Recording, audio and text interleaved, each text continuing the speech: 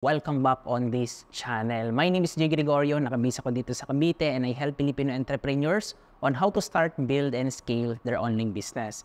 In this video, pag-uusapan natin yung mga type of objective na pwede mong gamitin on Facebook ads. Sa mga baguhan pa lang, beginner, when it comes on Facebook ads, para sa'yo ang video na to. Or kung ikaw is matagal na sa Facebook ads, maybe makatulong din yung isi-share ko sa'yo dito na topic. So, pag-usapan muna natin, Coach J, ano ba yung mga type of objective? Ang objective na makikita mo is ito yan. Usually, yung top 5 na objective. Meron pang other objective which is yung applications.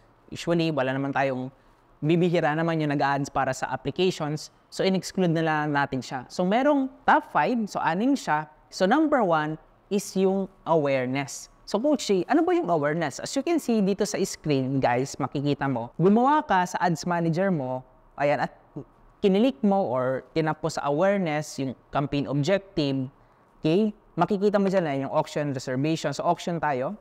So, dito tayo sa awareness. Makikita mo dyan, show your ads to people who are most likely to remember them. Ibig sabihin, ipapakita yung ads mo sa mga taong maaalala ka. Okay? So, ang ibig sabihin lang na awareness is best to sa mga taong gustong ipakilala yung brand nila, yung product nila, yung offer nila. Mga advertisers na gustong magkaroon ng reach. Okay? Kumbaga, yung ma-boost yung brand nila. Especially kapag bago ang product mo. Sa akin, kapag new, ang ino-offer mo, best to. Kahit matagal na, guys, ayan, new or old, okay lang. So, ang purpose ng awareness, di ba, is ipakilala. Reach. So, mas maraming reach. Okay? Much better. Di ba? Mas maraming makakita. So, big views also, pwede mo rin gamitin kung gusto mong maka-generate ng mas maraming views on your ads. Okay din yung awareness. And then, yung kaibahan ng awareness, guys, compare sa mga other objective, ang difference niya, kapag ginamit mo to, mas maraming ibibigay si Facebook na reach sa'yo or mas makikita siya ng mas maraming tao. Design siya para ipakita sa maraming tao. Hindi ko sinasabi na the more na maraming nakakita, mas maraming sales. May mga objective talaga na design para sa sales. Pero kung maganda ang content mo, maganda ang copy mo dito, strategy mo sa awareness, so you need to have a strategy. So kapag ginamitan mo ng strategy, yung awareness campaign mo, good copywriting, good content, magbe-benefit ka. So, ayan yan. So, kung meron kang physical store, makikita mo dito, store, location, awareness. Kung gusto mong maraming mag-visit ng physical store mo, okay lang din naman to. Okay? So, yun yung awareness. So, ngayon, click natin yung awareness. Ayan. Tapos, pakita ko sa iyo itong, i-continue na. So, dito, ito yung sinasabi ko sa iyo kanina. Alright? So, zoom natin. Okay, zoom out. And as you can see here, option, awareness, click natin itong next. So, makikita mo dito kapag sinet mo siya, maximize reach of ads. Also, meron din naman maximize number of impressions. So, we'll try to show your ads as many people as possible. Yung option 1, best na yon.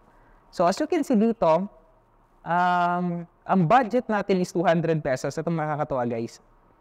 Imagine, daily budget yan Pwede mo yung lifetime, kung magkano yung budget mo. Lifetime natin, let's say, 1,000 pesos. Tapos, eto kasi yung end. I-end lang natin siya ng 1, para 1 day lang. Ayan, 1 day. Eto guys, tingnan mo Yung ads mo is maglara ng November 30, 2023, and December 1, mag-i-end. So, 1 day lang siya naka-schedule. And 24 hours lang. Ang lifetime budget natin is 1,000 pesos. Guys, 1,000 lang. Yan. 1K. And then, ang impression, ito makakakita, estimated people, reach. Okay? Ano ba yung reach? This is the number of estimated reach in your audience a day. Okay? Kumbaga, ano lang to, parang estimated lang siya. Ibig sabihin, potential na makikita. Sa akin, kahit 50,000 lang, okay, 50 to 50K to 160K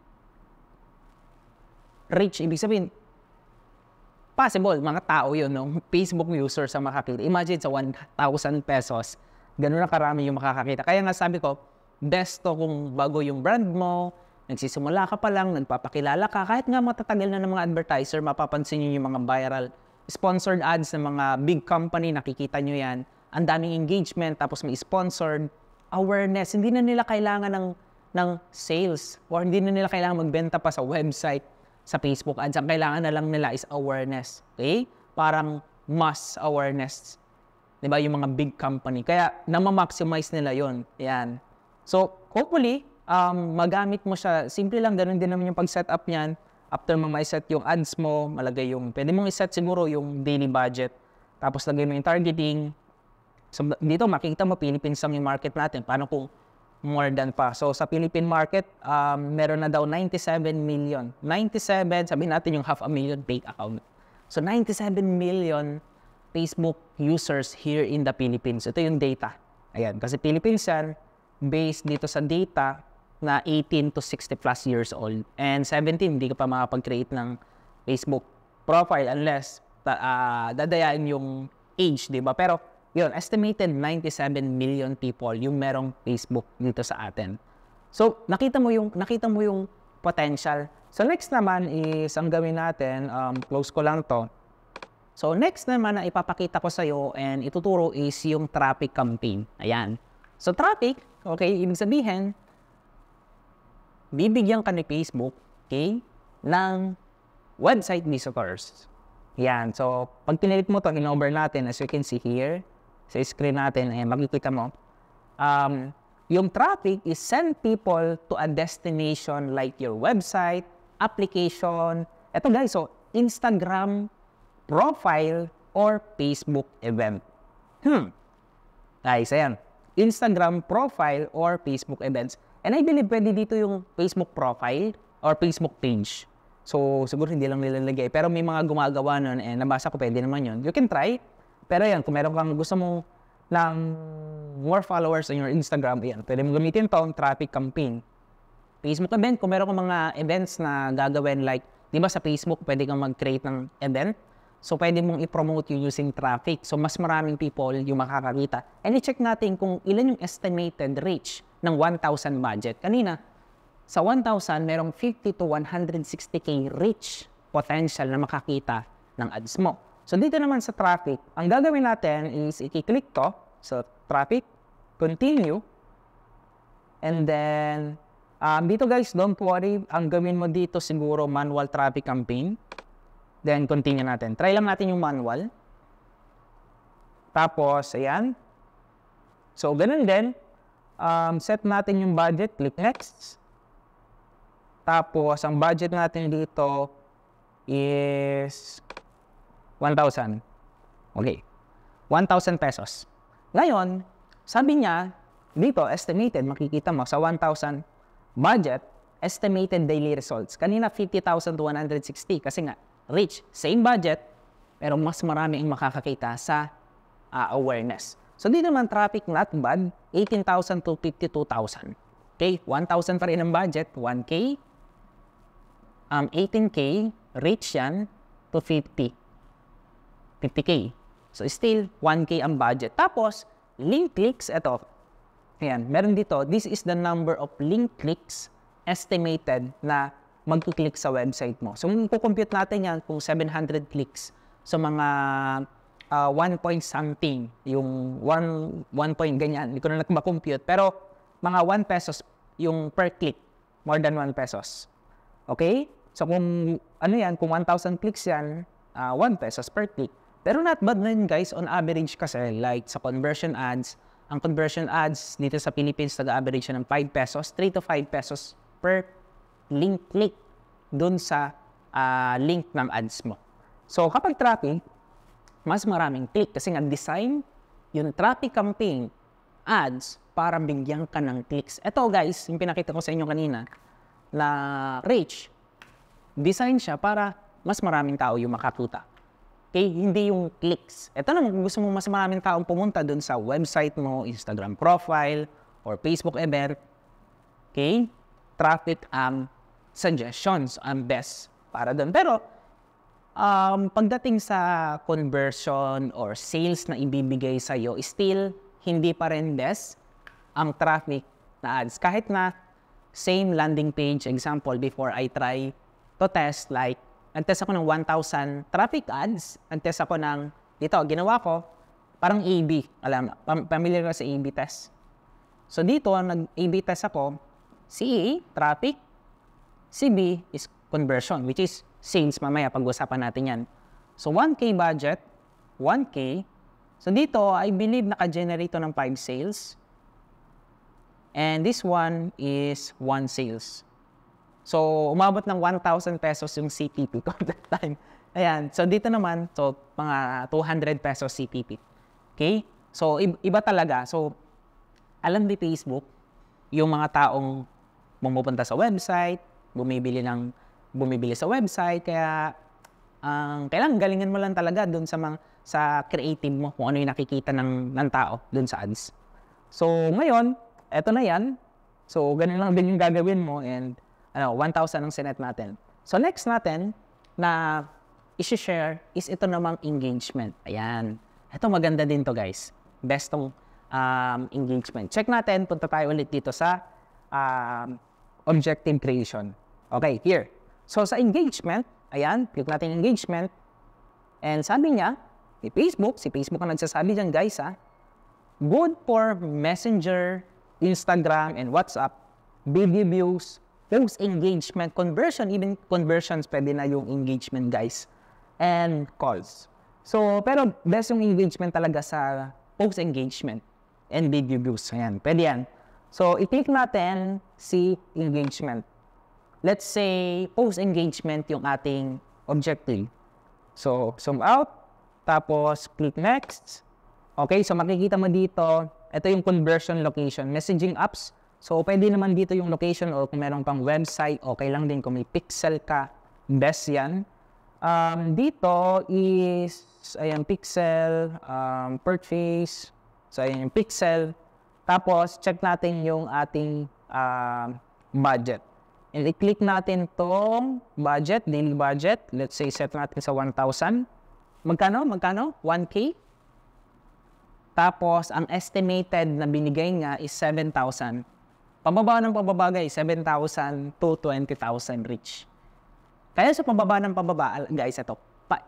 Sa akin habang bumababa yung reach, mas effective yung campaign na yon. Kasi nga, siyempre, hindi naman ibibigay ni Facebook na sa awareness, doon na agad ibibigay yung best ads para sa'yo, yung best conversions. Yung ads is designed as a funnel. Nakikita ko yan. Ayan, nakadesign siya as a funnel. Ayan. Kung titingnan nyo guys, ayan, yung pinag-uusapan natin na 1, 2, 3, 4, 5, ayan. Ito yan. 1, 2, 3, 4, 5. Yung iba kasi, ito lang, direct sales na. This is good, no problem. Pwede naman yon, wala nang brand awareness, wala nang engagement, wala na kung ano man. Direct to sales, kung talagang sales ang habol mo, sales ang goal mo. Pero kung long term, gusto mo talagang massive awareness, maximize yung ads, this is the best strategy. Apply 1, 2, 3, 4, 5. Ikaw bahala kung magkano budget mo. Pero ang pinakamalaking budget, I believe kung magsaset ka itong number 5, itong number 1. So, tapos ito, i-divide mo na lang kung saan mo sila ipa-priority dun sa budget allowance mo, kung allocated. So, dito, makikita mo, meron tayong conversion. So, sabi niya sa 1,000, meron siyang 4 to 12 pwedeng sales to. Benta to. Ayan, makikita mo dito, ayan, maximize number of conversions. Okay? So, hindi link click. So, dito conversions na yung i-maximize natin, engagement.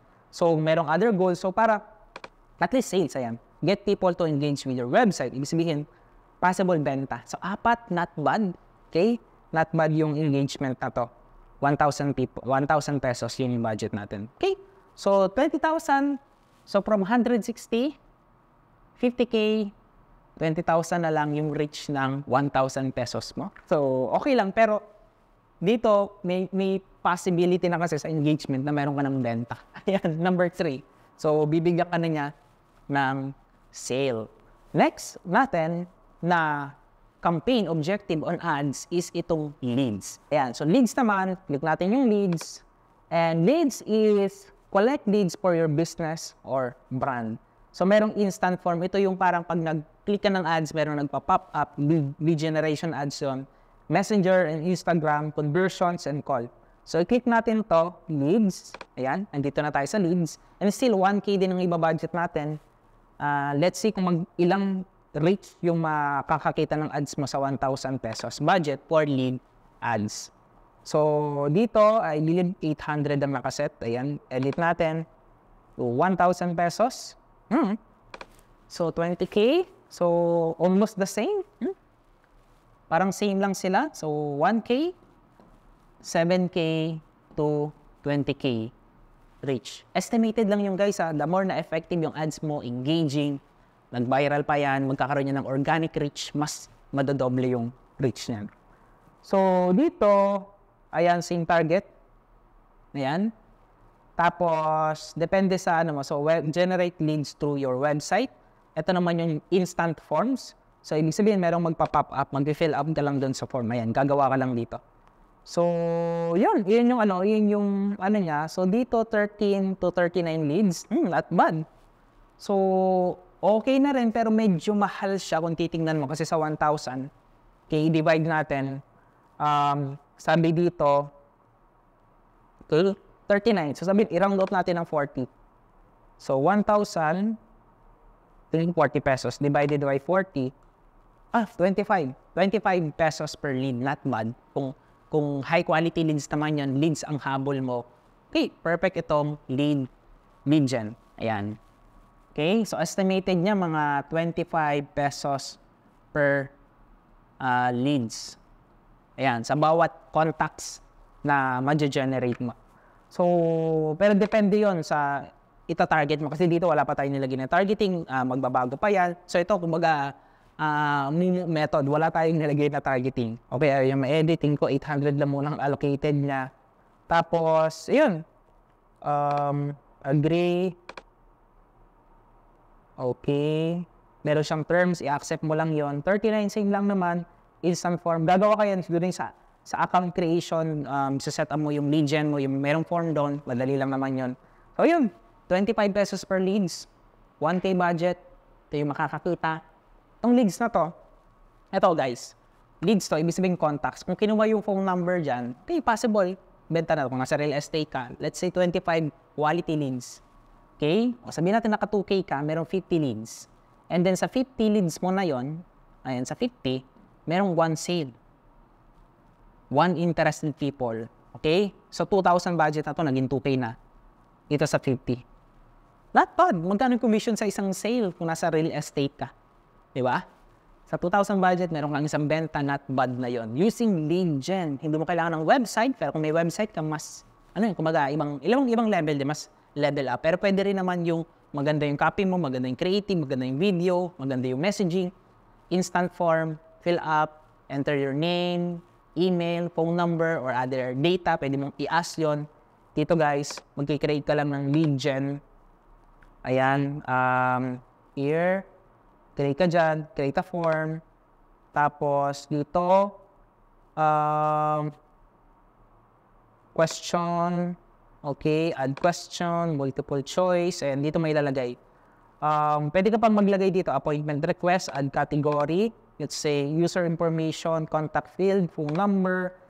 Siguro yung mga importante lang, like email, pangalan, and phone number. Yun lang, wala ka na masyadong i-ask para at least madali rin silang makapag-deal. Ayun, ito yung nagpa-pop up, tapos i-edit mo lang yan dyan, yung pwede kang maglagay ng intro, pwede kang mag-upload ng message, and so on. Yun yung, nadaanan ka rin ito. Karamihan ang gumagamit ito nasa service-based business or nasa real estate. Okay? So yun, lead gen. Lead gen ang tawag dyan. Lead generation ads. Okay? Hopefully clear na sa'yo ito and nakita mo na paganda ng paganda yung potential ng ads na iraran mo. Okay? From reach, di ba? Even though bumababa yung nakakakita, pero mas i-reward ka ng Facebook kasi nga alam niya yung campaign na to is effective sa Facebook. Okay, alam niya yon. Kaya ganyan design, naka-funnel siya. Yung last is itong sales. Sales is, ayan, ito yung sales. Sales is good for conversions. Yan, ibig sabihin, benta, catalog sales, messenger, pwede rin, and calls. Click natin yung continue sa sales. Tapos, manual campaign, continue.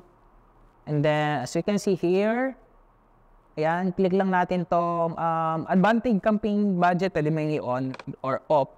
Yun yung CBO na tinatawag para allocated yung budget dun sa campaign, hindi dun sa ad set. Pag nandito ka na, isa-set up natin ulit is yung budget. Budget natin na 1,000 pesos. So, bago yon, select na natin tong purchase, okay, website, pixel, conversion event, purchase, ayan, and then, so bago yon, iset natin dito yung budget sa campaign. So, 1K para pare-parehas. Ngayon, sa campaign na tayo naglagay kasi nga natin yung campaign budget optimization. Ayan. So, dito, makikita nyo, ayan, kung gusto mo ng sales at meron kang website, ayan, bibigyan ka. Ang estimated audience size, medyo malaki siya, 1,000 ang budget natin. Siguro i-try natin siya ng non-CBO. Click next. Tapos, dito natin iset yung budget na 1,000. Let's see. Ayan, okay na siya. So, maybe ang problem is dahil sa campaign budget optimization. Ayun. So, pwede mong i-turn off yung campaign budget optimization and mag-move ka na dito sa ad set setting. I-set mo yung dapat mong iset like pixel, maximize number of conversions. Dito add to cart. So, palitan natin ng purchase para ang benta ang ibibigay niya sa atin. Ayan. Merong 4 hanggang 12. Sa akin, kahit 4, tapos 1,000 ang budget, that's 250 cost per conversion. On CPP, yung cost per purchase natin, not bad. Kung nagbebenta ka na 1,000, 2,000, o 5,000 worth of product, offer, not bad yun. Okay? So, 1,000 daily budget. Tapos ito medyo, okay siya. 20,000 pa rin, still. Okay? Sa 1K, up to 20K, reach. Tapos, meron kang 4 na sales. Ito guys, hindi to guarantee. 4 to 20, sabi to 12. So, 4 to 12 yan, sales. Sa akin sabi ko, 4 lang, okay na. Kung maging 5, much better. Pero, it depends to dun sa strategy mo, messaging, conversion ng ads mo. Dapat alam mo rin yung numbers mo. Importante yung para bigyan ka man niya ng estimated conversions. Alam mo na, okay, tama yung estimated na to. Possible to. Yan. Pero kung titingnan nyo guys, ganun siya naka-design yung Facebook, naka-funnel siya. And kung titingnan natin lahat to, ang pinaka-most effective kung gusto mo ng sales is itong number 5, yung pinaka-bottom of the funnel ng Facebook ads. Kung gusto mo ng massive awareness, okay, mag-start ka muna dito. Gusto mong ipakilala yung brand mo, yung offer mo, i-start ka sa awareness. Okay? Hindi, sabi ko nga, i-divide mo yung budget mo. Kung bago ka pa lang, i-allocate mo yung budget mo. Let's say, meron kang 30,000 budget on advertising. So, kung i-divide nyo siya sa lahat ng campaign, that's 1,000 a day budget. So, let's say 500 conversion. Tapos, yung tinggo 100, okay? So, 500. Ayan, 500, 100, 100, 100, 100. Total of 1,000 pesos a day or 30K per month. So, yun, allocated na yung budget mo. But ang maganda dito, na maximize mo lahat ng objective na meron sa Facebook ads. Okay? Kasi kung hindi mo yan itetry, kung hindi mo yan itetest, Facebook ads, walang makakapagsabi na makakabenta ka or magagaranti na magkakaroon ka ng result sa Facebook ads.